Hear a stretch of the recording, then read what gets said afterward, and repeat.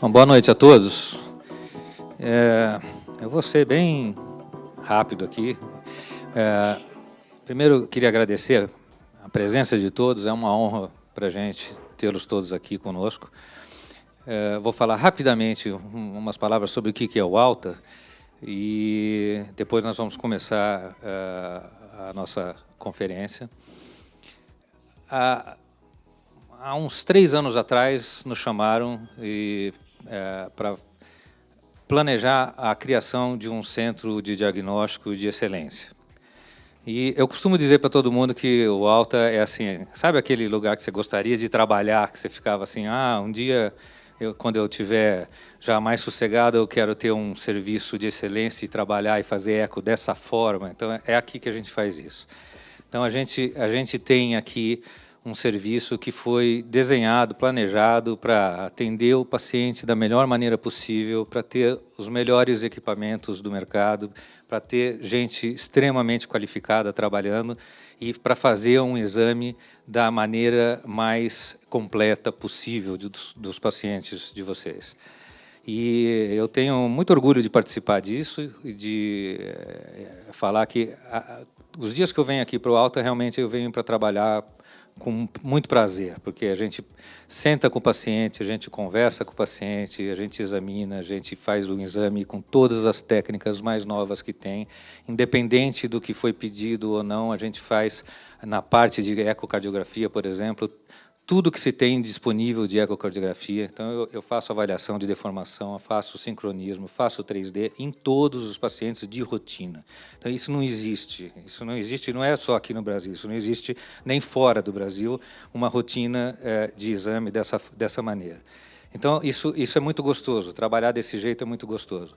E a gente vem a cada dia mais inovando e trazendo o que tem de maior novidade lá fora em termos de diagnóstico, medicina diagnóstico, e é o objetivo desse encontro hoje nosso aqui. Nós vamos falar sobre a nossa cardiologia, que nós estamos montando e inaugurando na outra unidade nossa na Avenida Brasil, e que vai ter lá o que tem de mais moderno em tomografia, que o Cury vai explicar direitinho e falar para os senhores. A cintilografia, que até hoje a gente não fazia, porque nessa unidade a gente não tinha, a gente vai começar a fazer lá. Então, a parte de cardiologia, hoje, do Alta Diagnóstico, está praticamente completa. Então, a gente tem todos os exames com excelentes equipamentos, e a gente está aqui para sempre estar ouvindo vocês e retornando e discutindo pacientes, discutindo caso e oferecendo o que for de melhor para todos vocês.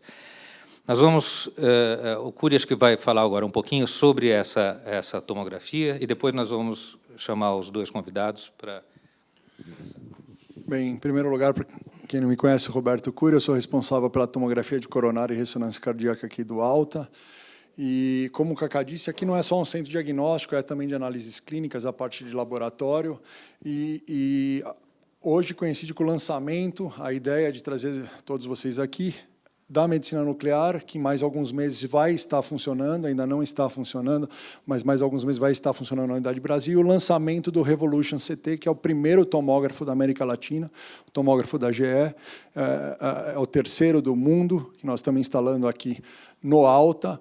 E eu não vou entrar em detalhes, porque vai ser a apresentação do Ricardo. Nós vamos ter o Buchipiga falando da parte das perspectivas da cardiologia nuclear e o Ricardo falando um pouco do Revolution e da aplicação para a cardiologia, que é o foco da gente ter trazido vocês. E, mais uma vez, a gente gostaria de agradecer a presença de todos e depois a gente vai abrir para as perguntas e discutir, e, posteriormente, o jantar para a parte social. A gente vai iniciar as palestras. Bom, então, vamos convidar o Dr. Carlos Alberto Buchipiga. O Buchi, além de... Acho que todo mundo conhece, nem precisaria estar apresentando aqui, mas, além de amigo desde colegial, né, Buchi? Fizemos faculdade juntos e estamos hoje trabalhando juntos quase que 40 anos depois da gente começar a estudar junto lá no colegial, no Bandeirantes ainda. O Buchi é o titular da Radiologia e Oncologia da Universidade de São Paulo e é o responsável pela medicina nuclear aqui do Alta. Buchi. Obrigado, Cacá. Obrigado pela introdução. Quando o Roberto me convidou para dar uma pequena introdução sobre, falar um pouquinho sobre métodos funcionais, considerando que está vindo o Evolution CT, eu falei, olha, espera aí, eu adoro desafios do ponto de vista, como é que eu vou colocar a perspectiva da medicina nuclear, da cardiologia nuclear, com todo o avanço tecnológico que está vindo, da ressonância, tomografia, e como é que eu vou colocar isso numa perspectiva clínica, de impacto, de que a gente poderia eventualmente fazer uma discussão aqui de como é que ela vai se posicionar. Quando nós falamos em cardiologia, quando eu falo perspectivas e novos desafios, é porque cada vez mais se exige dos métodos propedêuticos que você traga informações que realmente agregam impacto clínico de uma forma absolutamente significativa. Não há dúvida que... você passa para mim, que acho que não está funcionando aqui o botãozinho. Você passa para mim? É só para fazer isto. Obrigado. Então, nós vamos falar um pouquinho de estado da arte, um pouco de novos desafios, um pouco de perspectivas. Próximo. Quando nós falamos de estado próximo, a pergunta, quando a gente fala sobre insuficiência coronária e colocando numa perspectiva diagnóstica, a primeira é qual a pergunta a ser respondida. Então, primeiro, de forma muito simplista, existe lesão anatômica coronária crítica, que a gente sabe que o substrato anatômico é extremamente importante, e do ponto de vista funcional, se existe isquemia do miocárdio. Classicamente, isso não é uma novidade. Próximo. Então, a pergunta agora está funcionando. Dentro de uma perspectiva de avaliação de isquemia miocárdica, a pergunta é: identificar se uma determinada estenose produz redução do fluxo coronário é condição fundamental para justificar a intervenção no vaso culpado? É um questionamento extremamente relevante. E o fluxo coronário, a diferença de pressão entre sítio proximal e distal obstrução, podem sofrer grandes variações, mesmo com estenoses entre 70% e 80%. A pergunta que se faz é se, com os métodos atuais que a gente tem hoje de perfusão miocárdica, dentro da cardiologia nuclear, nós respondemos isso de uma forma extremamente eficiente. Existem vários aspectos, como o comprimento de estenose, capacidade de extensão arterial, integridade endotelial, ou a própria disfunção endotelial, e o tipo de fluxo existente na artéria doente, que vão impactar na forma como o resultado do teste funcional vai ser interpretado. A teoria da cascata isquêmica é uma teoria antiga, né, que a gente vê qual é o grau de sensibilidade que a gente vai ter das diferentes variações funcionais para detectar aquilo que a gente chama de isquemia. Isso hoje tem grandes discussões, absolutamente grandes discussões, porque a gente começa a observar outros parâmetros funcionais que são mais importantes na caracterização e na definição da melhor conduta terapêutica naquele paciente que tem uma doença arterial coronária. Mas, sem dúvida nenhuma, tudo parte de um teorema de Bayes, quer dizer, um indivíduo que tem muito alta probabilidade clínica, qualquer método diagnóstico complementar vai ter pouca utilidade. O indivíduo com baixa probabilidade, na melhor da situação, você coloca ele, se for positivo, numa probabilidade intermediária. Então, o segmento onde você vai aplicar os métodos diagnósticos, todos nós sabemos, é na probabilidade entre 20% e 80%, que é a probabilidade intermediária. O problema é como caracterizar isso de uma forma mais fina e de uma forma mais adequada. Em que estado da arte nós estamos hoje. Em relação ao diagnóstico, a cardiologia nuclear tem um papel bastante bem fundamentado, baseado em evidência, com vários estudos, análises, meta-análises e revisões sistemáticas. Seja qual for o biomarcador que você utiliza para perfusão, você tem valores muito adequados. Mas não são 100%, não existe método 100% que vai dar uma detecção de 100% com uma sensibilidade, especificidade e assim por diante. Do ponto de vista de você agregando informações funcionais e comparando com métodos de forma, com desenhos de estudos bastante adequados, você tem variabilidades que sempre existe uma taxa de falso negatividade e falso positividade. Mas mais importante do que demonstrar sensibilidade e especificidade é demonstrar impacto, né? Impacto clínico do ponto de vista positivo, da forma da percepção do clínico ou do cardiologista, na forma como ele interpreta, ele utiliza essas informações funcionais. Então, já é antigo, né? A medicina nuclear, a cardiologia nuclear é antiga em termos de base de evidência, comparado com tomo ou com ressonância, tem muito mais base de evidência de estudos na literatura. Por isso que a gente vê trabalhos até relativamente antigos demonstrando isso. Então, se você avaliar, depois de uma cintilografia, qual foi o impacto da decisão do clínico, de forma positiva, ele não desenvolvendo eventos duros, adversos no futuro, você vê que um resultado da cintigrafia, mesmo no indivíduo com probabilidade pré-teste alta de doença arterial coronária, nesse estudo mostrou um impacto na forma como o clínico decide de que forma ele vai orientar o estudo invasivo. O próprio estudo END mostra que, se você adicionar um estudo funcional ou um estudo anatômico, não tinha angiotomografia de forma totalmente desenvolvida, talvez nessa fase do estudo END, na realidade eles avaliaram diretamente com o CAT, você vê que a taxa de complicação é muito parecida nas duas estratégias, sem estudo funcional e com estudo funcional. Só que, a gente for ver, a taxa de revascularização efetiva é muito menor quando você agrega um estudo funcional e, mais importante, quando você faz essa estratégia, agregando o estudo funcional, o custo é significativamente menor. Então, além de você não agregar complicações e ter uma racionalidade de indicação mais adequada de revascularização, você agrega um custo menor. Quer dizer, esse tipo de estudo é muito mais interessante do que sensibilidade e especificidade, porque você impacta diretamente na forma de como você vai abordar o teu paciente de forma positiva nesse aspecto. Existem outros, o RAISE Trial, mostrando que, mesmo nesse caso, randomizando ele para avaliação convencional, mas estudo funcional e só avaliação funcional, a estratégia com estudo funcional reduziu admissões em 20%, de forma positiva, claro, não estando associada a eventos duros.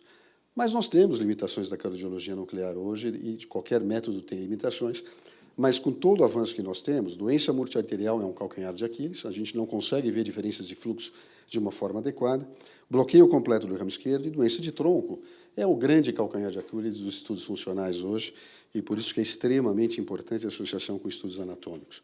Mas mais interessante do que isso é como é que nós podemos, eventualmente, vencer essas limitações funcionais, agregando também informação estrutural anatômica. Então, basicamente, novos desafios são novos métodos e equipamentos, que nós vamos discutir um pouquinho, tentar calcular de forma não invasiva, algo que hoje é calculado no laboratório da cardiologia intervencionista, no estudo hemodinâmico, que é a reserva de fluxo coronário, o FFR, nos estudos não invasivos, tentar validar isso no conceito que ele reproduza o mesmo tipo de informação, de impacto funcional, que você consegue obter de forma invasiva.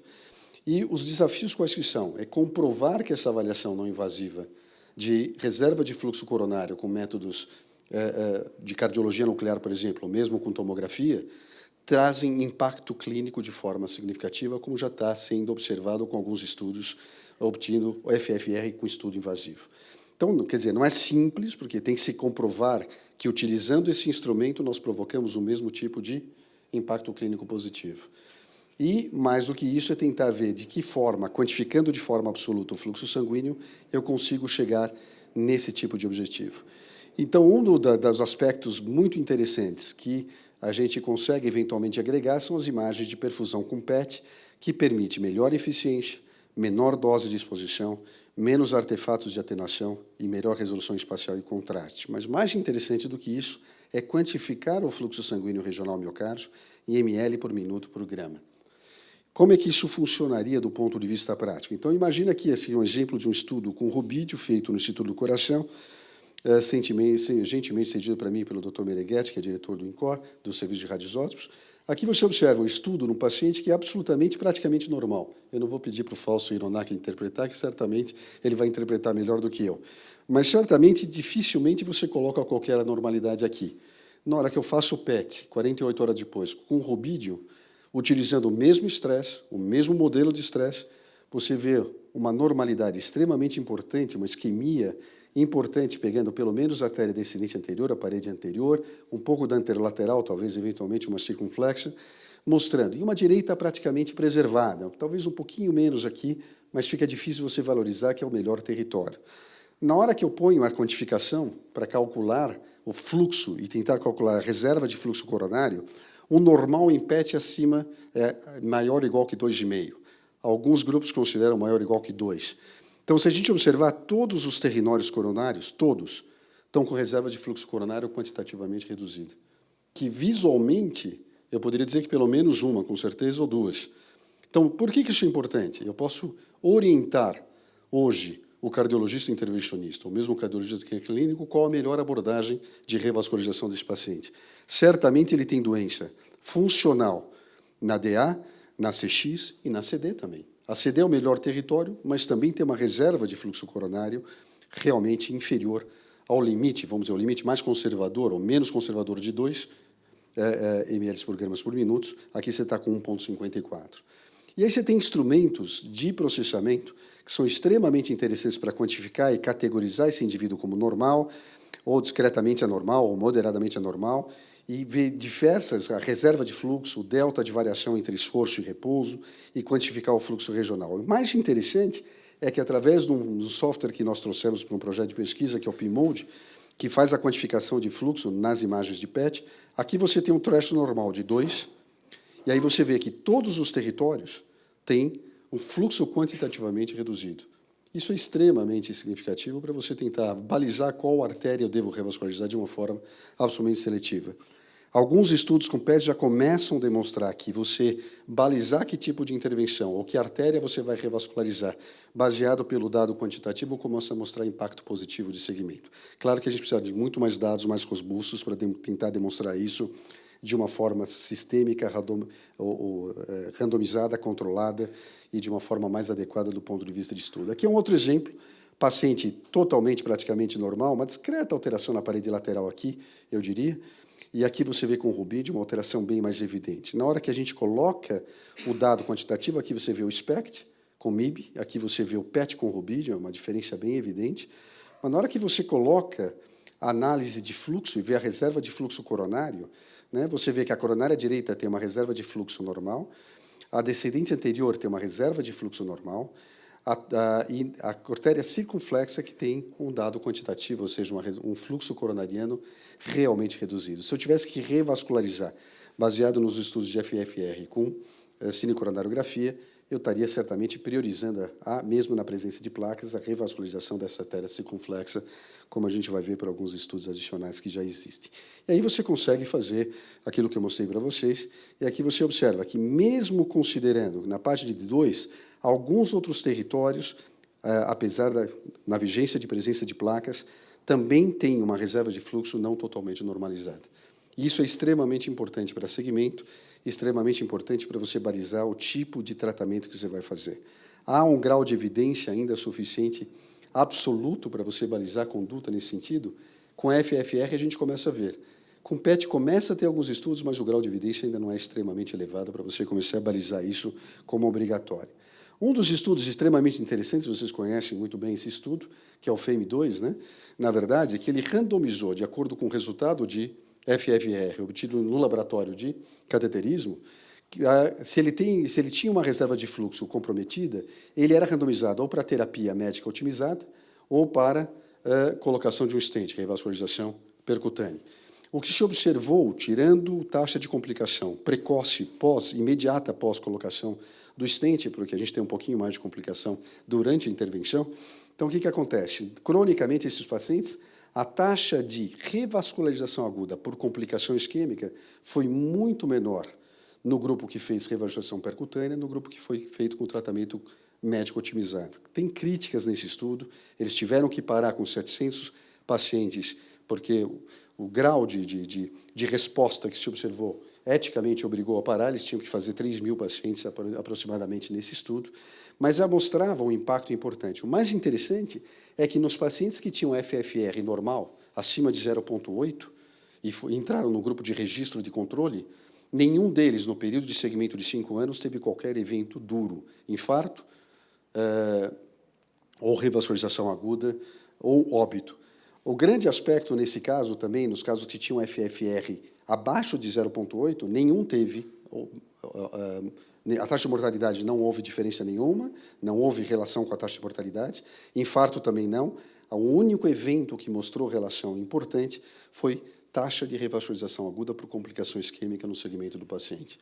Então, isso foi um primeiro dado extremamente interessante, porque o FAME1 teve alguns problemas, ele não era randomizado de uma forma adequada, e aqui já mostra que o FFR, balizando o tipo de tratamento, mostra impacto na taxa de revascularização aguda pós-segmento. Será que transportar esses dados para uma avaliação funcional não invasiva com reserva de fluxo coronário consegue replicar isso mesmo? Nós vamos ter que fazer estudos randomizados com estudos funcionais não invasivos e tentar demonstrar o mesmo resultado. Não há esse grau de evidência, mas é uma perspectiva extremamente interessante para balizar de que forma a avaliação funcional mais absoluta e quantitativa permite delinear um tipo de conduta mais fina, mais elegante do ponto de vista funcional. Aqui mostrando a mesma coisa, só naquele gráfico, mostrando a diferença que você tem na taxa de revascularização aguda para o evento isquêmico progressivo desses pacientes. Os desafios são realizar estudos bem validados e bem balizados de estudo funcional, seja obtido com cardiologia nuclear, seja obtendo com tomografia, seja obtendo com outros métodos não invasivos. Então, nós temos que ter mais estudos avaliados. E na cardiologia nuclear, o mais interessante não é isto, nem todo mundo tem PET, e nem todo mundo tem rubídio. Nós não temos ainda rubídio no Brasil. Foi feito um projeto para ser feito na Universidade de São Paulo, no INCOR, mas nós não temos rubídio ainda aprovado para ser usado no Brasil, considerando o custo, logística, nem todo mundo tem disponibilidade no seu serviço. A questão é começar, será que nós conseguimos, com novas tecnologias de SPECT, fazer avaliação funcional da mesma forma que a gente faz com PET? Esse é o grande desafio hoje. Outros aspectos com o SPECT é você obter dados extremamente interessantes de tentar segmentar o que é epicárdio, o que é subendocárdico, dividir no meio esta parede e tentar dividir a avaliação funcional entre região subepicárdica e subendocárdica, que tem diferenças importantes no planejamento e na caracterização da doença isquêmica. E mais interessantes são as perspectivas, a presença de equipamentos novos, que são extremamente rápidos, com detectores em fase sólida, que estão sendo testados para avaliar se eles conseguem avaliar reserva de fluxo coronário de forma quantitativa da mesma forma com PET. Então, esse é um dos aspectos mais interessantes que a gente, eventualmente, vai começar a investigar com o DSPECT. Já tem trabalhos e alguns trials começando nos Estados Unidos para comparar PET com esse tipo de tecnologia, que é o DSPECT, e que a gente está trazendo aqui para o Alta. Vai ser o primeiro equipamento no Brasil, acho que por enquanto, acho que ainda na América do Sul, desse tipo de tecnologia, onde nós queremos, eventualmente, também tentar investigar e avaliar se trabalhar nessa reserva de fluxo coronário quantitativo com o SPECT, a gente consegue validar, eventualmente, algum tipo de resultado clínico que tem sido, hoje, obtido com estudos invasivos, com FFR obtido na sala de hemodinâmica. Então, as perspectivas são muito interessantes, eu acho que abre perspectivas, mas ainda tem muita coisa para ser comprovada, o que isso traz, talvez, para a gente uma excitação, uma certa animação, porque a cardiologia nuclear não parou, ela é madura, ela é talvez a mais velhinha, mais antiga aqui, mas ela começa a encontrar desafios extremamente interessantes. E desafios no sentido de trazer impactos mais positivos na forma como a gente avalia um paciente com doença arterial coronária. Agora eu vou deixar o Ricardo falar o que a tomografia, o CT com Evolution pode trazer de valor agregado em relação a isso. Obrigado. Depois fico aberto para questionamentos ou discussões ou comentários a respeito. Muito obrigado.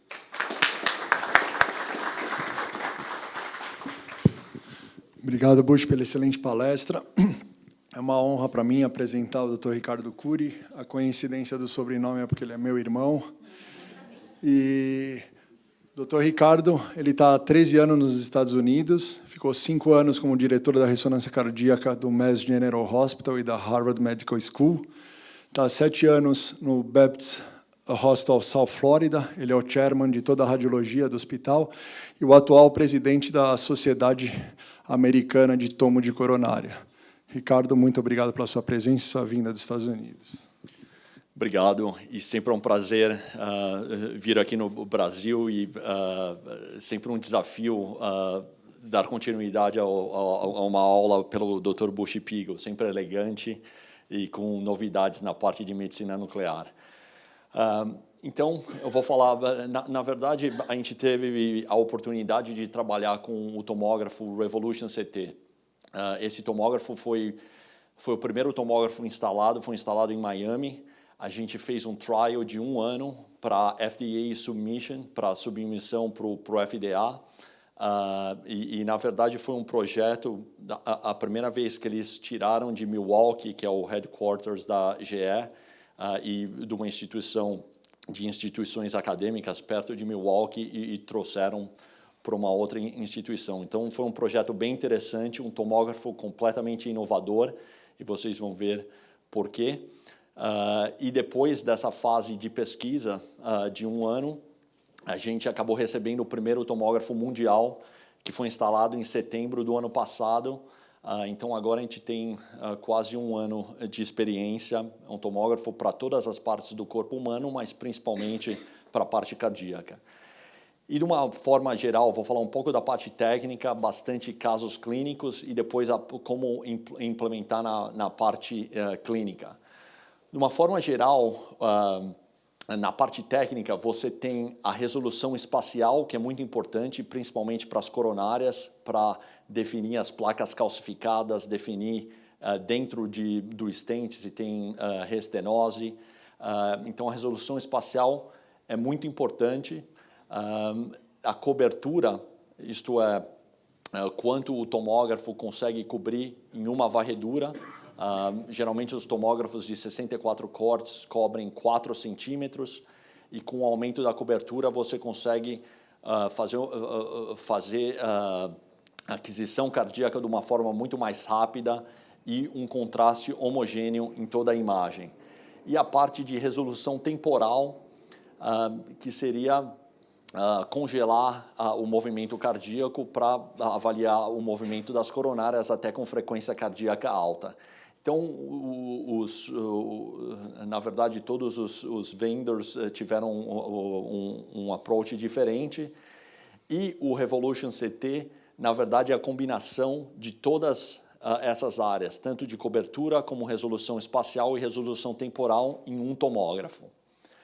E a parte mais específica, a cobertura é de 16 centímetros. Então, com 16 centímetros, você consegue cobrir, você precisa de 10 a 12 centímetros para cobrir o coração em uma varredura. Então, você tem até um pouco mais de cobertura, você consegue fazer aquisição cardíaca em um batimento cardíaco. Isso é muito importante.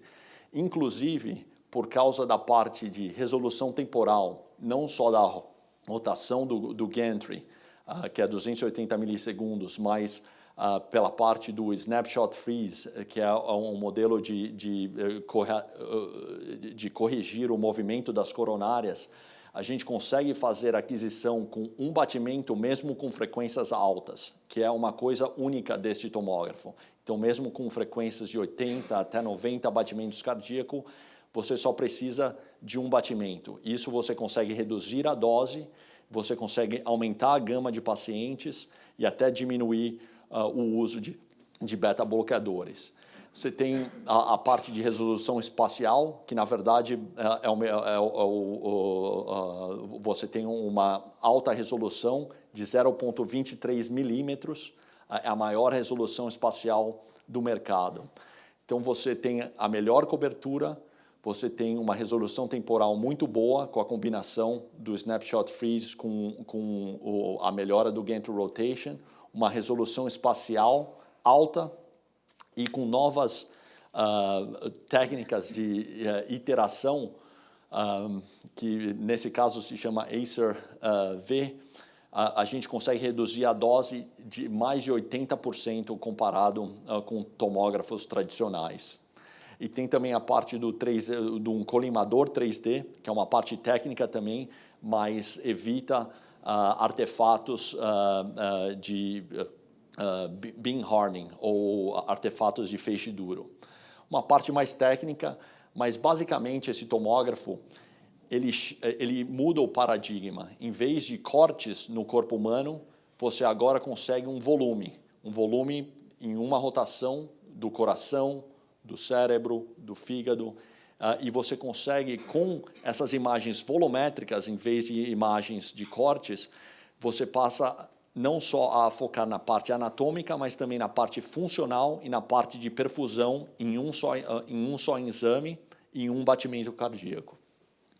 Você tem uma redução de contraste de mais de 50%, a gente está fazendo um angiotomo com 40, 50 ml de contraste, a dose de radiação, eu vou mostrar casos, e tem alguns desafios de tomógrafos anteriores que tinham uma cobertura maior, eliminando vários artefatos. Esse, na verdade, é o tomógrafo, o desenho é bem interessante, a abertura do gantry é de 80 centímetros, é também a maior abertura do mercado, então você consegue ter pacientes obesos e fica bem mais confortável para o paciente. Você tem um eletro cardiograma já acoplado no tomógrafo para os exames cardíacos, e ele também é bem silencioso. Então, o paciente se sente bem confortável dentro do tomógrafo. Então, vou mostrar alguns casos. A tecnologia é muito importante, a parte de protocolos e pessoas. Começando com qualidade da imagem. Então, esse é um caso, aquisição em um batimento cardíaco, com a cobertura. A gente pode ver as imagens 3D, descendente anterior, diagonais, CX, coronária direita. E avaliando a imagem, nesse caso curvilínea, há o mesmo contraste que a gente vê na aorta, por toda a coronária direita até o terço distal da coronária direita e a artéria descendente posterior. Então, o contraste é homogêneo em toda a aquisição. Se você tem cortes, se você tem um tomógrafo que faz vários cortes, você pode ter diferenças no contraste. Então, como esse é um batimento cardíaco, você tem um contraste homogêneo. Nesse caso, o paciente com 0,9 millisieverts, então abaixo de 1 millisievert.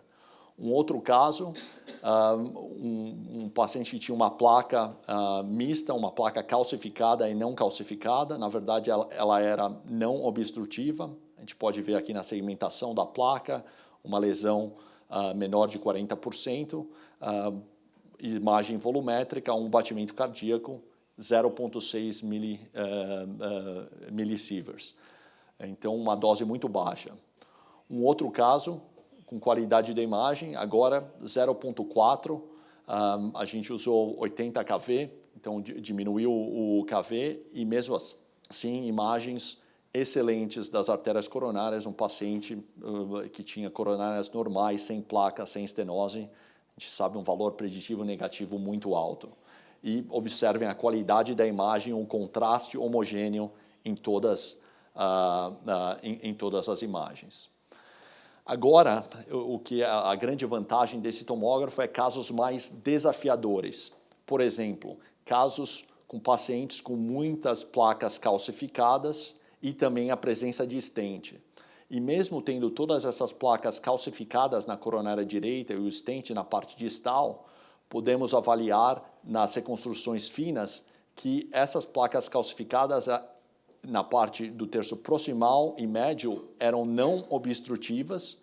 Pela alta resolução espacial, a gente consegue ver bem o lúmen, mas dentro do stent, e aqui é uma imagem aumentada, tem neoíntima hyperplasia, né, uma restenose de stent importante. Então, a gente consegue avaliar muito bem, mesmo com placas calcificadas e dentro de stent. Antes, a gente tinha um limite. Se você tivesse um score de cálcio acima de 1000, era uma contraindicação relativa para fazer angiotomo. Com esse tomógrafo, a gente não tem mais um threshold. A gente consegue fazer casos com placas com score de cálcio mais de 1000 e conseguir realmente detectar estenose com uma acurácia ou excluir estenose com uma acurácia elevada. Casos mais desafiadores, um paciente com uma frequência de 79 batimentos por minuto, um paciente com revascularização. A gente está vendo aqui a frequência cardíaca, 79, 80. A aquisição foi em um batimento. A gente focou a aquisição, que é essa parte azul, na sístole, no final da sístole, por a frequência ser alta. E o paciente tinha todos os enxertos mamária para descendente anterior, um enxerto venoso para o ramo marginal e um outro venoso para a coronária direita, todos os enxertos patentes. É interessante que o paciente tinha um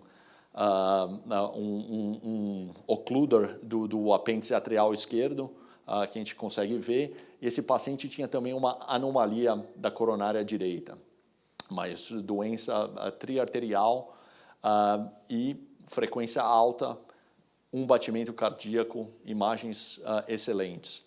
Um outro caso, um paciente mais desafiador também, um índice de massa corpórea de 42, então um paciente bem obeso.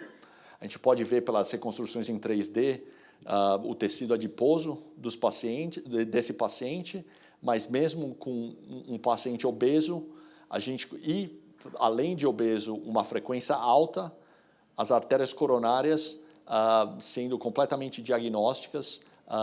Nesse caso, foi possível excluir doença arterial coronária nesse paciente bariátrico. Um outro caso mais desafiador é realmente expandindo a aplicação da angiotomo, o paciente com FA. A gente pode ver aqui o eletrocardiograma, a frequência variando de 42 a 123, bem irregular. Seria uma contraindicação relativa, mas a aquisição foi feita focando na sístole. Aqui foi a aquisição. Coronárias completamente normais, sem movimento, dose baixa, 1,2 millisieverts. Na verdade, agora a gente já tem experiência com 32 casos com pacientes de FA, com 95% de segmentos que foram avaliados. E a gente está publicando essa primeira experiência com mais de 30 casos com pacientes com fibrilação atrial.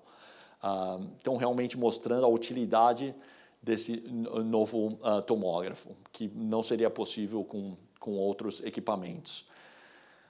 Bem interessante que, com mais experiência, esse foi um paciente para TAVI, para planejamento de TAVI. A gente não estava esperando avaliar as coronárias, o paciente estava com batimento de 101 e mesmo com esse batimento, a gente faz a aquisição cardíaca com gating cardíaco para avaliar o ânulus para o TAVI, mas a gente conseguiu avaliar as artérias coronárias também, mesmo com a frequência de 101 em um batimento cardíaco. Placa calcificada, mas não obstrutiva. Então, a gente conseguiu, pela angiotomo, excluir doença oclusiva. Um outro paciente, agora com frequência de 139 batimentos por minuto.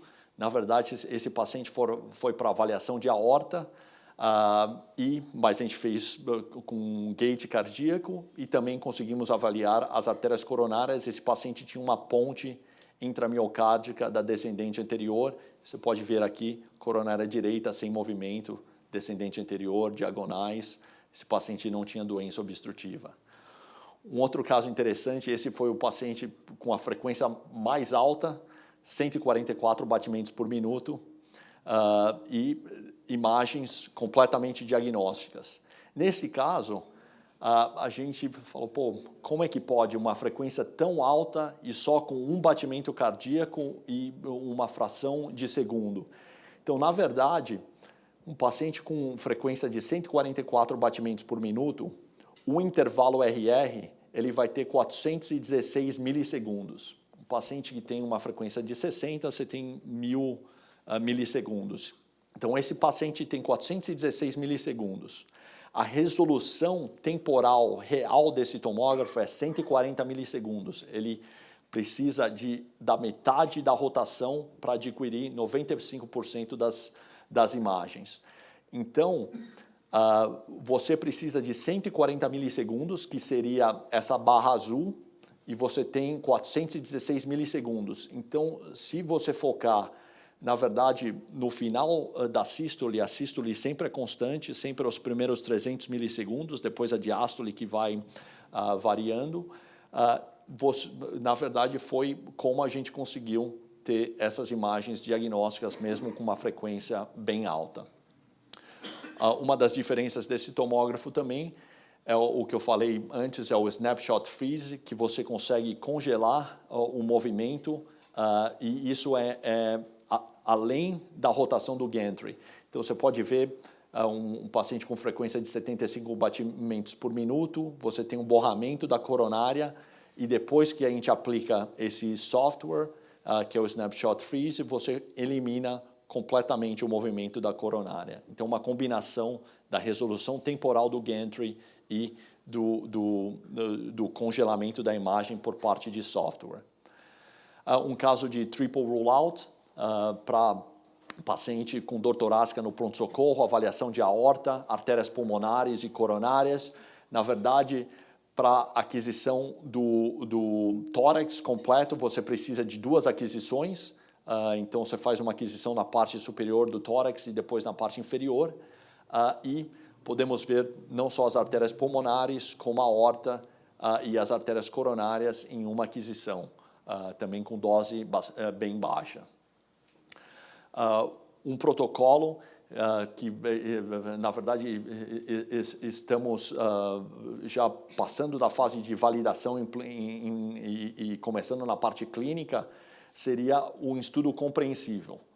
Avaliação anatômica, funcional e perfusão com estresse. A gente está usando o regadenoson, mas pode ser usado dipyridamol, adenosina, para avaliação de perfusão pela tomografia. Então, consegue avaliar as artérias coronárias, a parte de função, e, nesse caso, o paciente tinha um defeito, era um defeito fixo, foi feita a parte de estresse e repouso, um defeito fixo com uma acinesia na parede inferolateral, o paciente tinha um stent, era um infarto prévio nesta parede. Então, um estudo compreensível e tudo também com um batimento cardíaco, então, menos de um segundo a aquisição. Um outro caso de angiotomo com perfusão, nesse caso a coronária direita estava ocluída no terço proximal, lesão discreta na descendente anterior, e aqui a imagem incorporada tanto da parte de angiotomo como da parte de perfusão, a oclusão da artéria coronária, diminuindo o fluxo da parede inferior. Esse é um caso muito interessante. A gente fez o estudo no repouso e no estresse, e o paciente no repouso estava com uma frequência cardíaca baixa, de 53 batimentos por minuto. Depois que a gente dá o agente vasodilatador, nesse caso foi o regadenoson, a frequência foi para 84 batimentos por minuto, então a frequência subiu. Eu vou voltar aqui, mas todo o estudo, tanto o repouso e o estresse, foi feito com 3 millisieverts, então uma dose muito baixa. E foi interessante que aqui a gente tem a angiotomo, e essa lesão era uma lesão calcificada e difícil de dizer se essa lesão era hemodinamicamente significativa ou não. E essa parte da angiotomo no repouso. Aqui a parte da angiotomo no estresse. Então, mesmo com a frequência de 84 batimentos por minuto, a gente consegue avaliar as artérias coronárias. E também ficou na mesma dúvida, aquela placa calcificada é obstrutiva ou não. Então, realmente, a gente precisa da parte perfusional. Então, aqui a parte de perfusão. Nesse caso, a perfusão foi completamente normal, então não tinha isquemia. Então, aquela lesão, por ser cálcio, pela angiotomo poderia ser um falso positivo, mas tendo a avaliação tanto anatômica como funcional, é uma lesão não hemodinamicamente significativa. Mas a mensagem também é que podemos fazer um estudo de estresse, avaliar as artérias coronárias, avaliar a perfusão, e se não tiver isquemia, a gente pode parar ali. A gente não precisa ter a parte de repouso. Se você tiver isquemia, sim, o repouso seria interessante para ver se aquele defeito de perfusão é reversível ou não. Então, poderia diminuir ainda mais a dose de radiação. Então, a tecnologia realmente tem sido, na verdade, para a gente que está usando no dia clínico, impressionante, mas como usar na parte clínica? Então, só dar um update da parte científica, dos últimos trials. Primeiro, os trials na parte do uso da angiotomo coronária na sala de emergência, paciente com dor torácica aguda.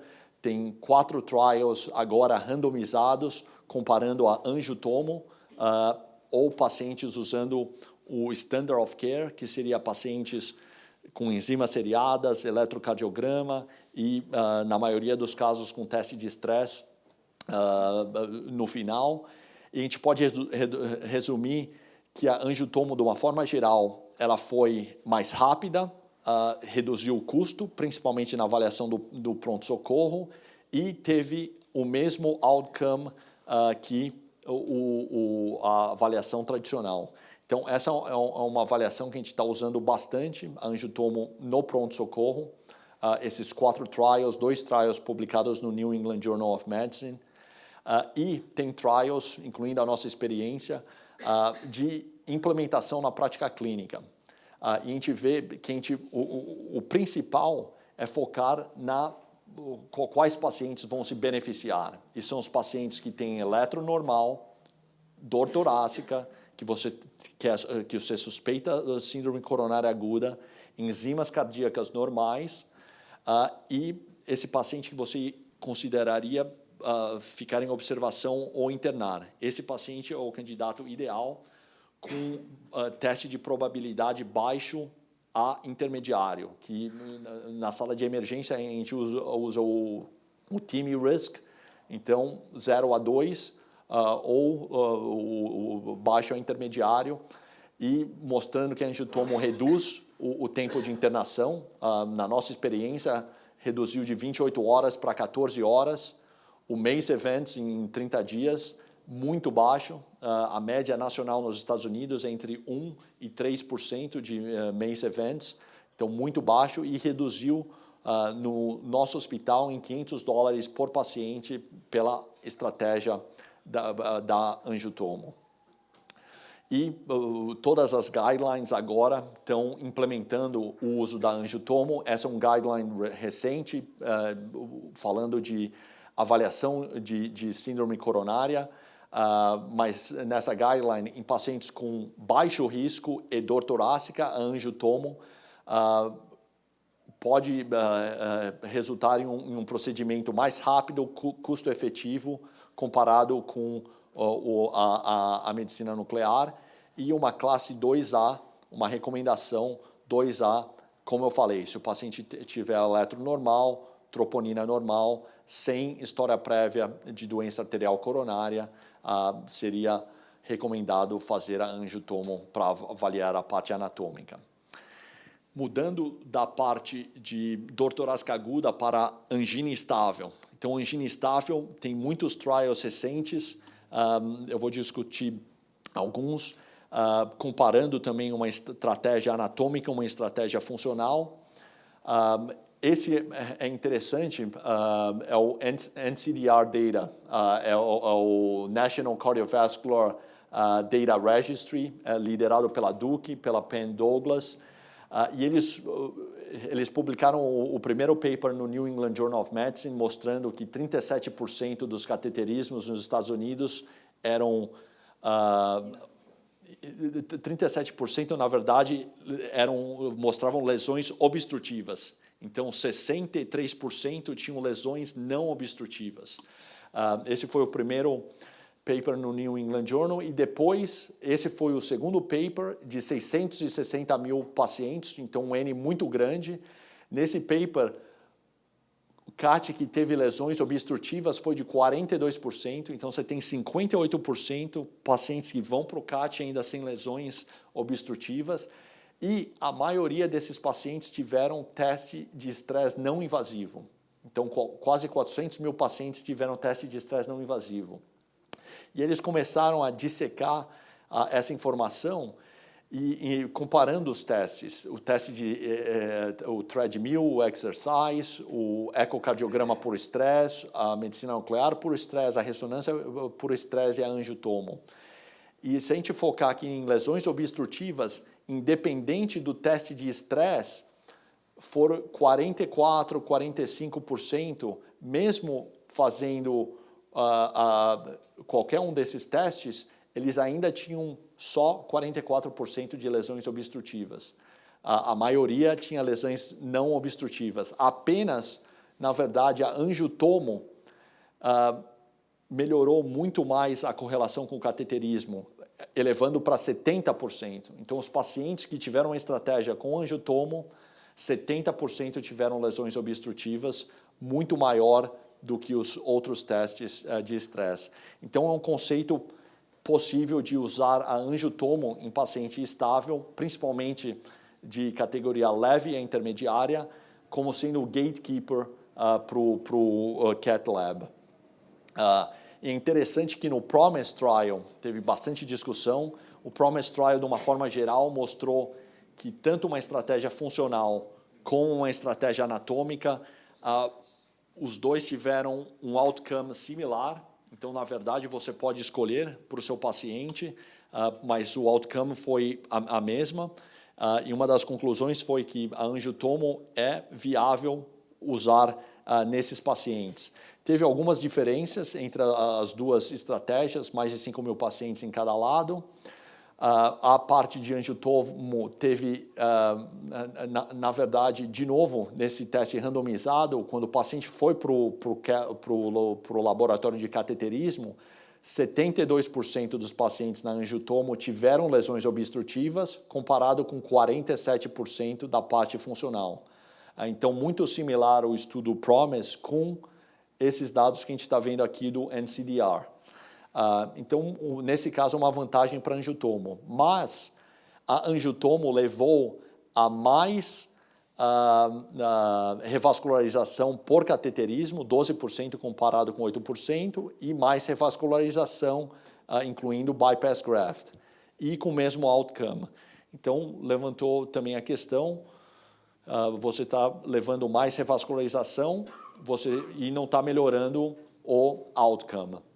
Então, interessante esses dados. Um estudo talvez mais interessante, porque o PROMISE ele foi intent to diagnosis, a intenção foi para o diagnóstico. O Scott Hart Trial, que foi similar, pacientes com angina instável, outpatient, foi a publicação no Lancet, o grupo do Scotland, e muito interessante, o cardiologista avaliou o paciente, fez um teste de estresse, e aí o paciente no treadmill, um teste de esforço, e o paciente foi randomizado para estratégia, segue o padrão normal com medicina nuclear, ou outros testes, ou a angiotomo. E essa parte demorou 6 semanas para eles fazerem os testes, serem randomizados, voltar para o cardiologista e ter uma ação. E durante essas 6 semanas, que é a parte inicial, aqui é a mortalidade, a morte cardiovascular e infarto, não fatal. Então, os pacientes estavam infartando e, na verdade, morrendo. 1% dos pacientes infartando e morrendo, e as curvas completamente overlap. Depois que os cardiologistas tiveram um resultado e começaram a tomar decisões baseado no teste, você tem uma separação das curvas, com uma redução de 38% na mortalidade e no infarto na angiotomo. Então, teve uma redução de 38%, o P foi quase significativo.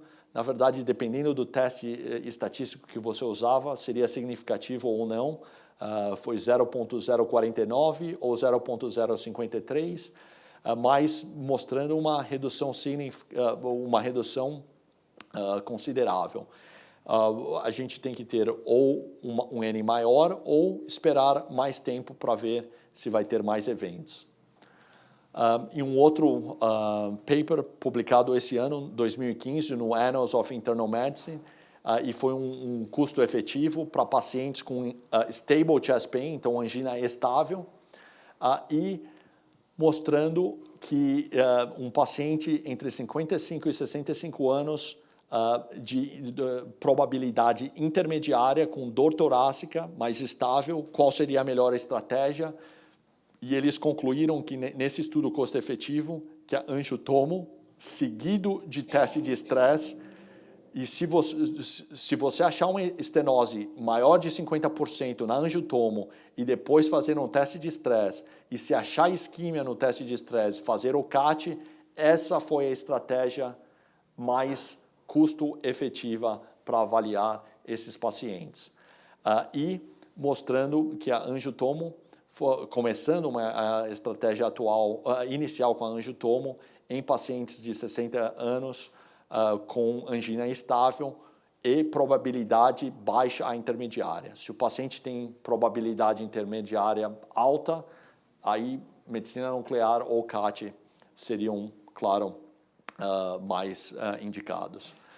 Então, um pouco da nossa experiência no Miami Baptist e no Miami Cardiac and Vascular Institute, a gente cobre 5 hospitais no sul da Flórida, A gente tem no Miami Cardiac and Vascular Institute, que fica no sul de Coral Gables, a gente tem uma sala de emergência grande de 100 leitos. A gente tem uma série de tomógrafos, incluindo o Revolution CT. A gente tem uma operação 7 dias por semana. A gente faz em torno de 5.000 exames de angiotomo por ano. A gente definiu um protocolo baseado em níveis de dor torácica. Basicamente, se o paciente for level 1 ou 2, o paciente ou está com um STEMI ou um non-STEMI, eles vão para o Cath Lab. Pacientes em níveis 3 e 4, a gente usa o TIMI Risk Score para estratificação. Se o paciente tem o TIMI Risk 0, 1 ou 2, que seriam baixo intermediários, ele faz uma estratégia com angiotomo. E se tiver um TIMI Risk acima de 2, a gente faz uma estratégia inicial com a medicina nuclear, que seriam pacientes com risco intermediário e alto. Então, usando tanto uma estratégia anatômica e uma funcional, dependendo da probabilidade do paciente. E pacientes no nível 5 são os pacientes com dor torácica, mas não cardíaca.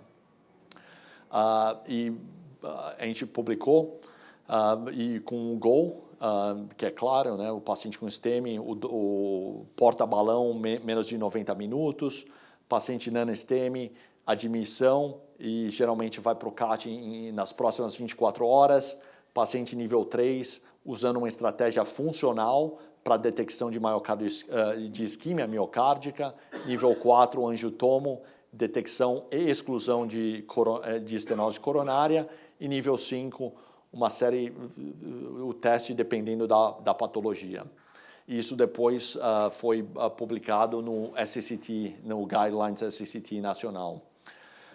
Um exemplo de caso, paciente com dor torácica aguda, 61 anos, estava com dor torácica por 2 semanas, enzima negativa, eletro normal, fez um ecocardiograma, tinha só hipertrofia de ventrículo esquerdo, tinha uma função normal, tanto global como regional, uma fração de ejeção de 65% a 70%.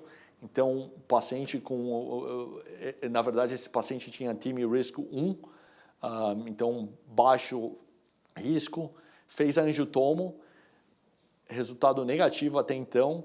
Esse paciente tinha uma placa não calcificada, obstrutiva, mais de 90% no terço proximal da descendente anterior. Foi para o CAT, confirmou essa lesão no CAT, uma lesão até ulcerada, e a placa completamente não calcificada. Então, interessante que a gente vê, na verdade, quase todo dia um paciente com workup completamente negativo e com lesões significativas. E esse paciente foi revascularizado com um stent na DA. E eu acho que com a tecnologia é realmente levando com um conceito de precisão no diagnóstico. A precisão no diagnóstico vai levar à precisão no tratamento, que vai levar a uma melhora de sobrevida e um superior patient outcome. Finalizar a aula só falando um pouquinho de 3D printing. É uma experiência interessante que com o tomógrafo, com o Revolution, como é um volume que a gente adquire do coração, em um batimento, a gente consegue imprimir moldes em 3D. E esses moldes em 3D, principalmente, eu sei que tem alguns cirurgiões na audiência, eles ajudam os cirurgiões a planejar o procedimento cirúrgico. Não só os cirurgiões, mas também os intervencionistas, para TAVR, para TAVI, para oclusão do apêndice atrial esquerdo, para mitral valve clip. A gente está imprimindo esses modelos 3D, aqui é um coração, um modelo 3D, para essas aplicações para guiar procedimento. Esse é um outro modelo em 3D, do Revolution. Você pode ver as coronárias, direita, DA, muito interessante. Tem a parte educacional também para pacientes. Esse é um modelo interessante. É um paciente com uma anomalia de coronária direita, do seio de coronário esquerdo. Aqui seria a coronária direita, aqui é o tronco da coronária esquerda, aqui é o externo. Então, a gente consegue imprimir com o externo. Então, o cirurgião consegue ter um planejamento cirúrgico muito mais preciso, sabendo a distância do externo, qual vai ser a técnica que ele vai ser empregada. Esse paciente tinha também um oclusor do apêndice atrial esquerdo, um paciente com FA, para prevenir trombo. Então, é uma parte nova, mas bem interessante, essa experiência da Clínica Mayo. Eles estão usando bastante esses modelos em 3D. A gente começou o modelo de 3D, principalmente com a chegada do Revolution.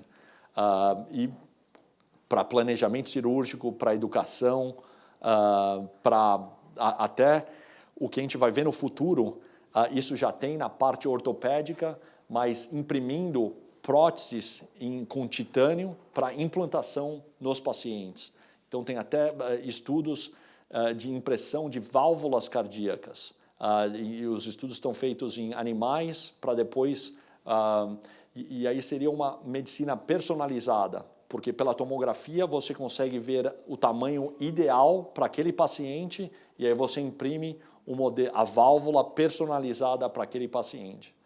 Então, uma área bem interessante, mas, no final, eu acho, para finalizar, o que esse tomógrafo traz é não só os pacientes que têm uma frequência relativamente baixa, se tem uma ótima qualidade de imagem, mas os pacientes mais desafiadores.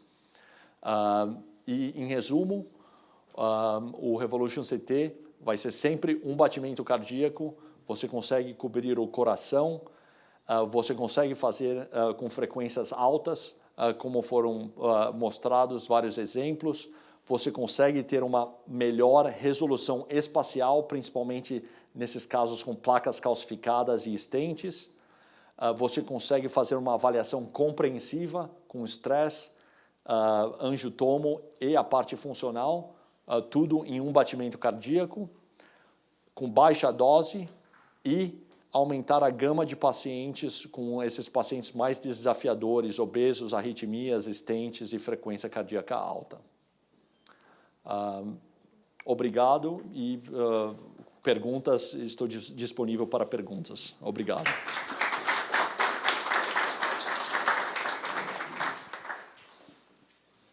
Queria agradecer a excelente aula do Ricardo e queria abrir para a plateia perguntas para o Spiegel, para o Ricardo, para depois convidá-las para o nosso jantar na área social. Perguntas? Eu vou fazer uma observação. Eu sou cardiologista intervencionista de rotina há muitos anos, a maioria do pessoal aqui me conhece, e me lembro muito bem no hospital onde o senhor trabalha, quando foi implantada a medicina nuclear na cabeceira dos pacientes que entravam com CESP, com dor no peito. Naquela ocasião não tinha CT. Então, os pacientes entravam na unidade, faziam um teste ergométrico, ou simples, ou com radioisótopos, e selecionava aqueles que tinham lesão isquêmica daqueles que não tinham. Esse passo, evidentemente, é um grande passo, não tem a menor dúvida. Eu sou da época que não tinha nada disso.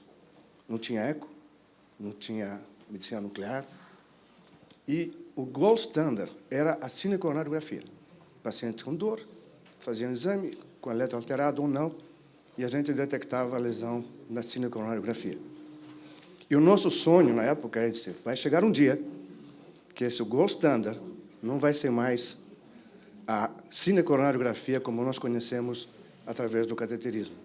Haverá um momento que virá o gold standard de forma não invasiva de ver as artérias coronárias e a sala de hemodinâmica vai passar a ser uma sala de intervenção e de tratamento, sabendo o que o paciente tem antes de entrar na sala de hemodinâmica. Eu tenho a impressão que, com esse equipamento que o senhor mostrou, esse momento chegou, porque as imagens que o senhor mostrou são exatamente aquelas que a gente obtém na sala de hemodinâmica, e a avaliação funcional, além da medicina nuclear, que é feita na sala de hemodinâmica também, ou com ultrassom, ou com FFRA, ou então com o CT, são sobreponíveis aos resultados de isquêmicos que a gente obtém com técnicas não invasivas.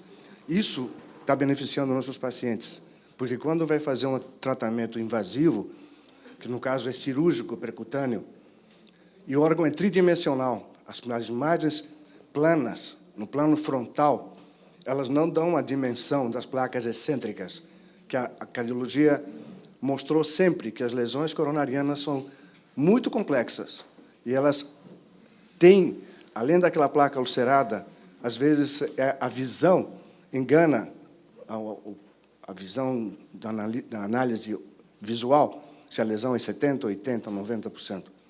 Então, eu lhe dou grande parabéns pela apresentação, pelo equipamento que tem em mãos, porque seguramente os nossos pacientes serão muito beneficiados e irão para os diferentes tipos de tratamentos, ou cirúrgicos ou percutâneos, com muito mais segurança e, inclusive, diminuindo o volume de cateterismos normais, entre aspas.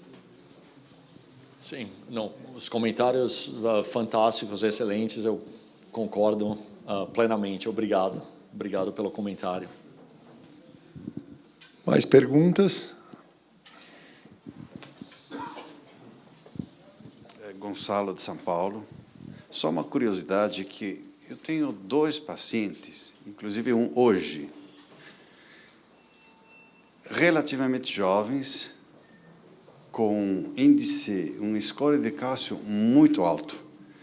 Este de hoje tem 54 anos, ele é um esportista, ele joga 3, 4 vezes por semana futebol e joga bem pra caramba. E ele está com... Fiz um teste ergométrico,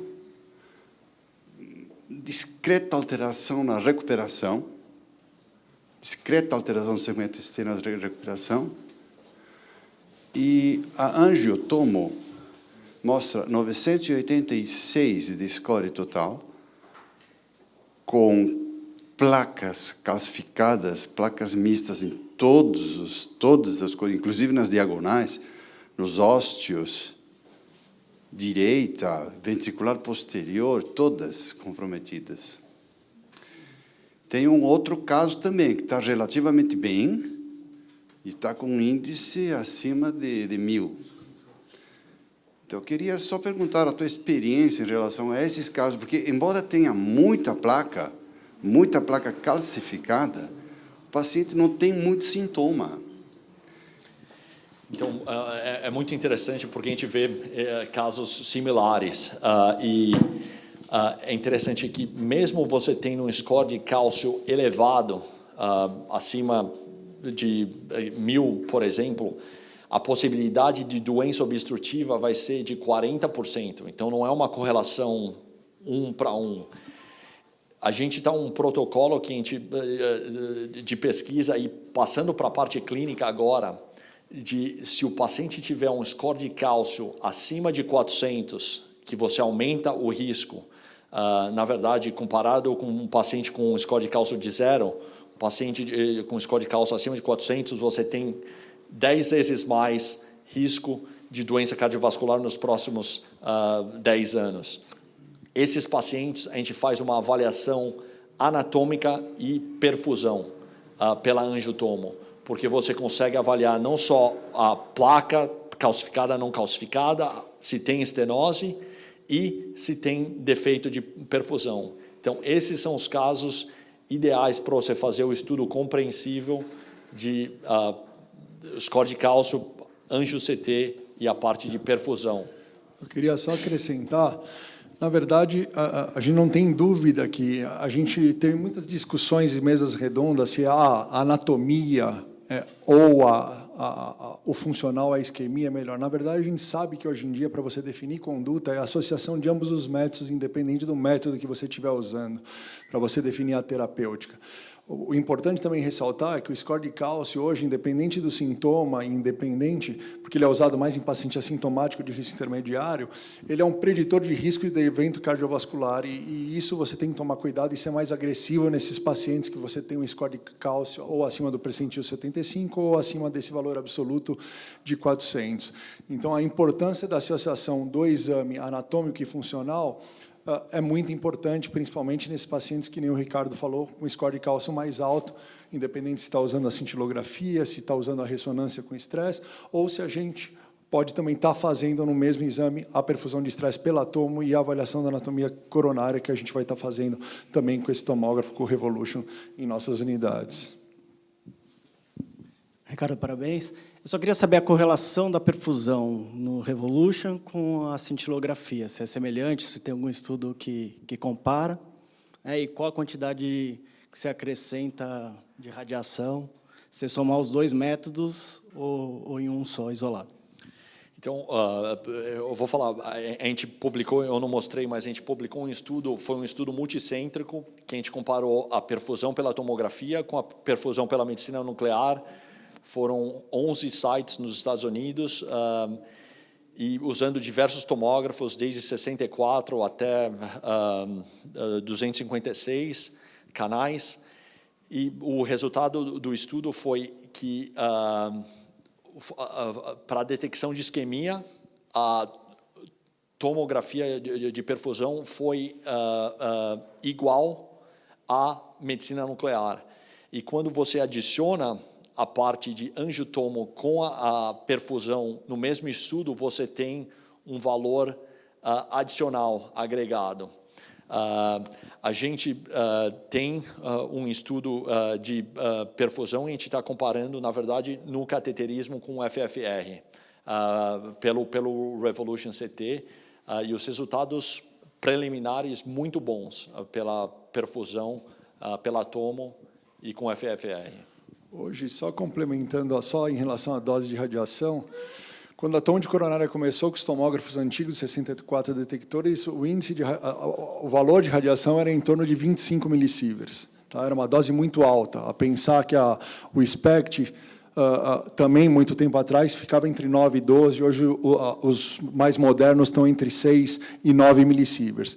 A tomo de coronária hoje, qualquer tomógrafo de 64 detectores com dose e modulação, e você usando 100 kV, você vai trabalhar em torno de 7, 8, 6 millisieverts, mesmo sendo um tomógrafo de 64.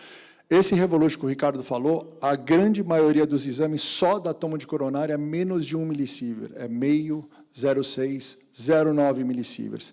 O caso que ele mostrou da perfusão de estresse, somando a fase de estresse mais a de repouso onde a gente vai, chega a 3 millisieverts. Então, mesmo assim, uma dose muito baixa, mesmo usando a perfusão de estresse dinâmica. Se for estática, você vai somar 1,2, 1,5 millisieverts. E isso, em todos os métodos, o CTZ da medicina nuclear também está caindo cada vez mais a dose de radiação. Só não vai ser menor do que da ressonância, que não tem radiação, mas o restante vem caindo drasticamente, e hoje é uma radiação quase inofensiva, esses níveis de radiação abaixo de 1 millisieverts. Mais alguns anos nós devemos estar chegando a uma dose de um raio-x para fazer uma tomo de coronária. Uma pergunta que eu queria fazer sobre FFR de forma na angiotomo, de forma não invasiva, comparando com FFR invasiva. Não mostrou nenhuma correlação. Gostaria de saber a sua opinião, se tem feito, se tem alguma validade da angiotomo em relação à forma invasiva.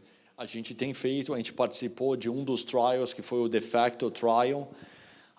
Tem algumas limitações o FFR não invasivo.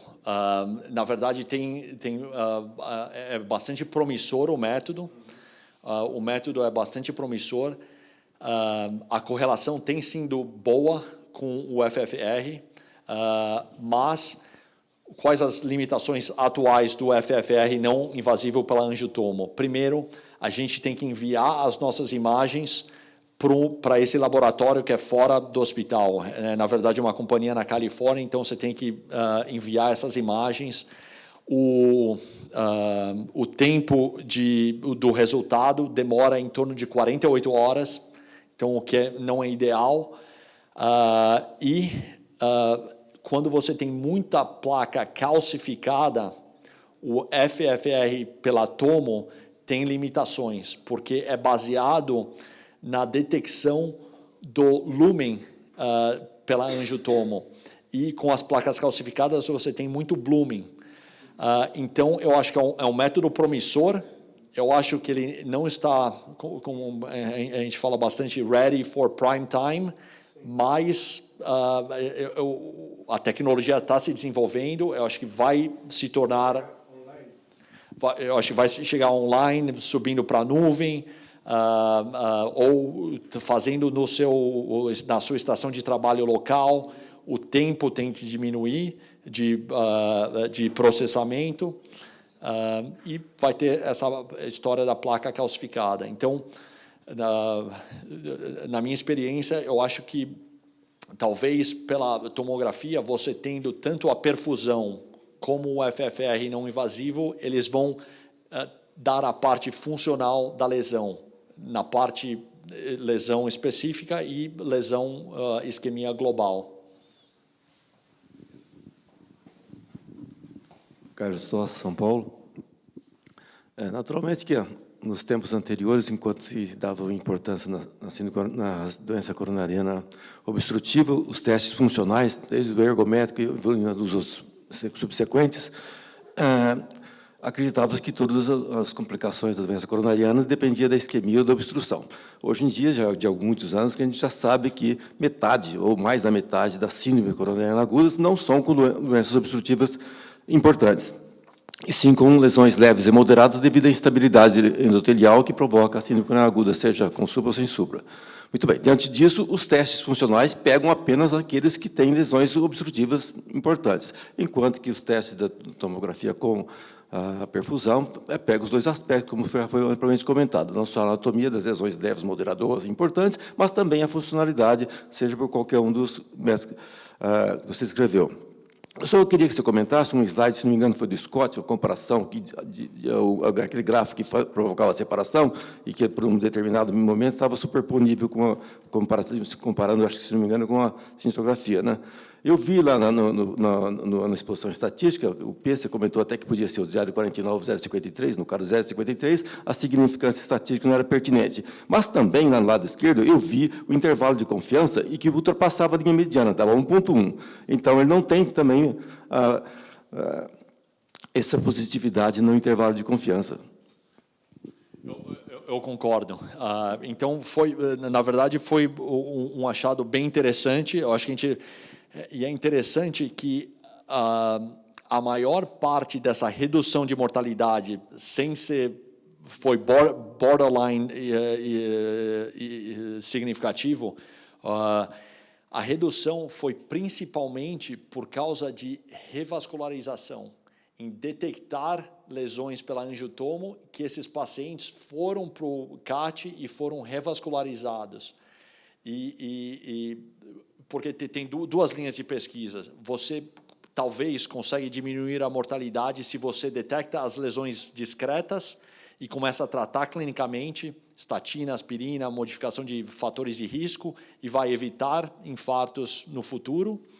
Ou você detecta uma lesão crítica que talvez a medicina nuclear pode não ter visto, você detecta pela angiotomo, vai para o CAT, é revascularizado, mas a gente precisa de mais estudos, um follow-up mais longo pelo Scott Hart, mas é interessante só mostrando que, a partir do momento que o resultado foi disponível e teve uma ação, as curvas começaram a se separar, mas não foi estatisticamente significativo.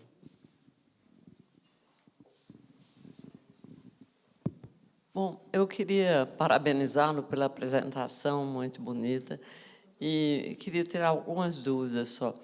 Primeiro, na sua experiência, qual é a vantagem do Revolution em relação ao anjo convencional na definição mais acurada em relação à estrutura da placa?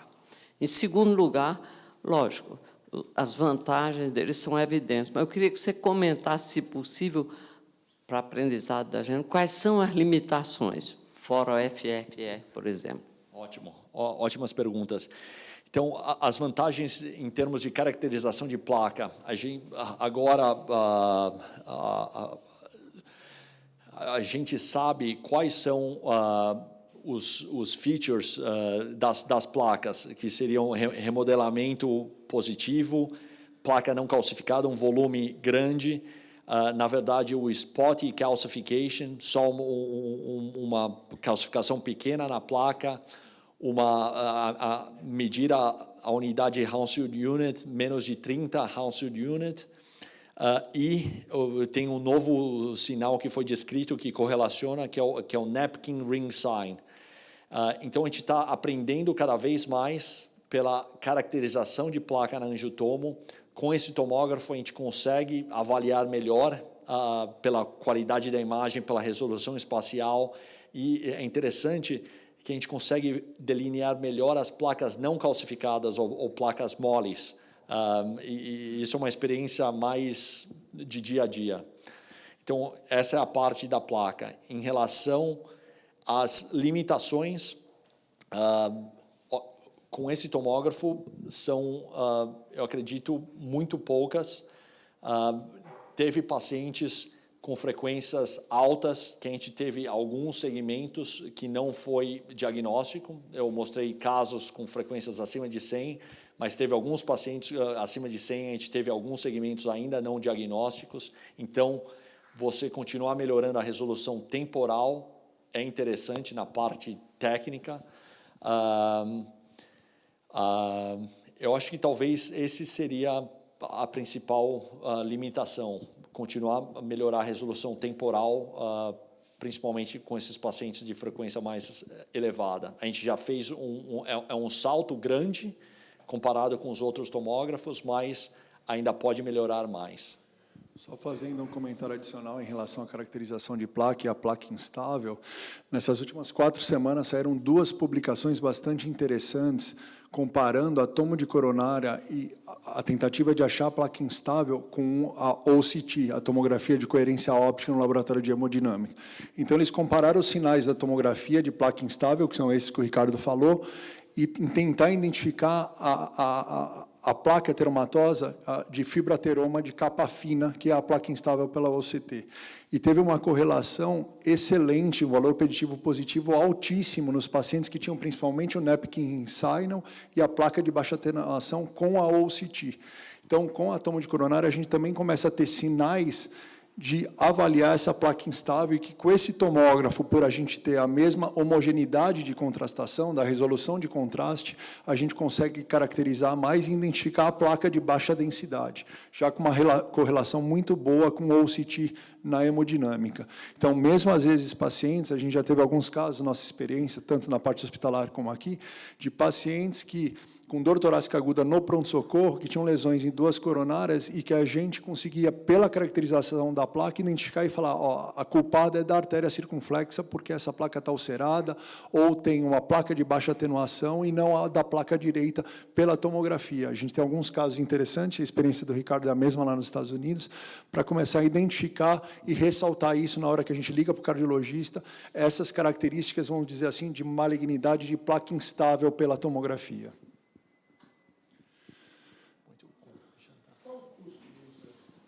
A tomo de coronária hoje, esse custo da tomo de coronária é o mesmo da tomo de 64. Os convênios vão pagar, o ticket médio que eles pagam hoje é em torno de R$1.000 que os convênios pagam. Um exame particular varia aqui em São Paulo entre R$1.300 e R$2.200, dependendo do local que você vai fazer. Aqui a gente tem um valor médio em torno de R$1.500, R$1.600, mas a grande maioria dos convênios já cobre com as 5 indicações obrigatórias do rol da ANS, que é paciente com dor torácica, sempre paciente sintomático, dor torácica de risco intermediário pelo Diamond Forrester entre 20% e 80%, no Diamond Forrester modificado, pesquisa de coronária anômala, pesquisa de etiologia de insuficiência cardíaca, você quer descartar isquêmica e não isquêmica, tomo de coronária, dor torácica aguda no pronto-socorro, pacientes com time RISC 1 e 2, a cobertura aqui do rol da ANS é só para time RISC 1 e 2, então no pronto-socorro eles são obrigados a cobrir. E quando você tem uma discordância entre a clínica do paciente e exames complementares, ou você tem 2 exames complementares discordantes, um teste ergométrico francamente positivo e uma medicina nuclear negativa, ou vice-versa, são as 5 obrigatoriedade de cobertura dos convênios. Aproveitando essa discussão, pacientes diabéticos, vocês têm algum protocolo específico para fazer angiotomo? O paciente diabético geralmente vai ter mais placas calcificadas. Exatamente, por causa disso. Quer dizer, assintomáticos. Assintomáticos. 30% a 40% dos antifascocateterismos são diabéticos. Então, angiotomo de coronária, eu tenho pedido nos meus pacientes, que às vezes faz check-up, 65, 70 anos, assintomáticos, diabéticos, com antecedentes, eu tenho me surpreendido com lesões na angiotomo, inclusive com isquemia presente, e acabam parando na hemodinâmica e sendo tratados. Então, eu acho que esse tipo de equipamento merece ser colocado no protocolo de pacientes diabéticos assintomáticos. E é interessante, só para finalizar, que foi bastante longa, a gente está começando o Miami Heart Study. O Miami Heart Study é um estudo em 4.000 pacientes, de pacientes assintomáticos de alto risco. Esses pacientes vão... É parecido com o MESA Study, que foi feito pelo National Institute of Health. Vai ser um estudo prospectivo, longitudinal, que vamos coletar exame de sangue, não só para os testes tradicionais, CRP, o painel lipídico, mas também a gente vai avaliar proteomics, genomics, e a gente está fazendo a angiotomo no Revolution, com dose baixa, e fazendo o carotid IMT, o screening para a carótida também. Então, vai ser interessante para tentar definir melhor a utilidade em pacientes assintomáticos de alto risco. Pessoal, eu queria agradecer a todos. Vamos continuar o papo e as perguntas no jantar, a gente socializar um pouquinho mais. E muito obrigado pela presença de todos. E estamos todos à disposição, Cacá, Bush, aqui no Alta, para poder receber os pacientes de vocês e vocês quando necessário. Muito obrigado.